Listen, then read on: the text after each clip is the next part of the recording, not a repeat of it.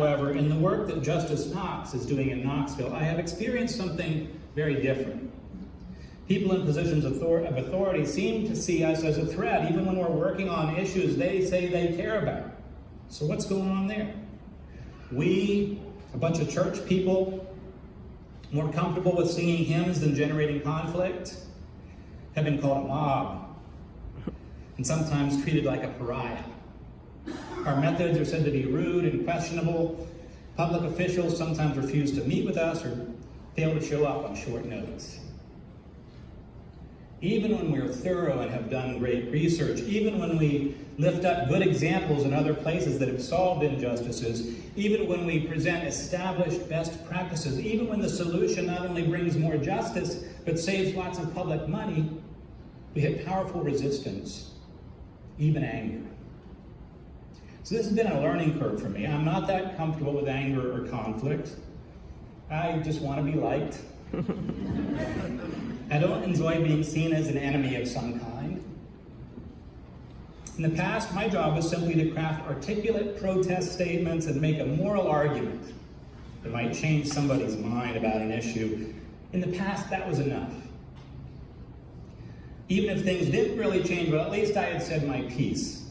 I was able to claim the moral high ground without getting down and dirty in the politics of making real change happen. With Justice Knox, it's different. With Justice Knox and other faith-based organizations like it, that's not enough. As I said at our last rally, can you imagine if Moses had wanted to be liked by Pharaoh? Or Nehemiah wanted to get in good with the public officials of his time, or Jesus decided that he just wanted to stick with teaching back at the local synagogue in Capernaum. He was an introvert anyway, so. All of them would have given up, turned back, disappeared from history. No Exodus, no prophetic legacy, no New Testament. But we know that's not how the story in our Bible goes. We know that Moses went back to Pharaoh again and again and again, really irritating, like 10 times.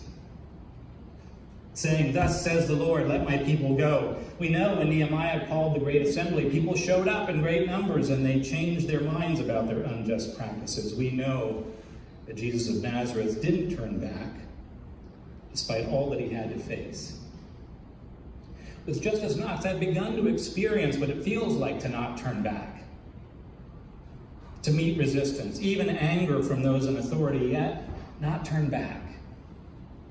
I've begun to learn what it means to take the need for change seriously, not because it makes me feel good or look good, but because it's what my neighbor needs. The storm clouds of injustice have been growing around us for years in things like the incarceration of those who struggle with mental illness, disparities in our schools and in our justice system, and lack of affordable housing here and across the country. As people of faith, we've done many things to try to address these issues. In all of our faith communities, we are feeding the hungry, helping those who are homeless, providing programs for children and youth, supporting families, caring for the least of these. And we've been doing it for decades.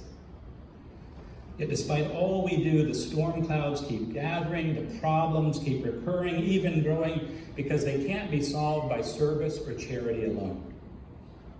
These are systemic issues whose root causes can only be addressed when people come together in large numbers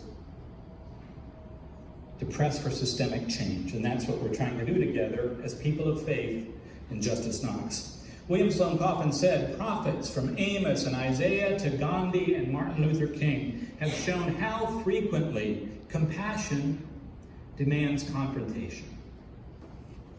Love without criticism," he said, "is a kind of betrayal. For if you lessen your anger at the structures of power, you lower your love for the victims of power."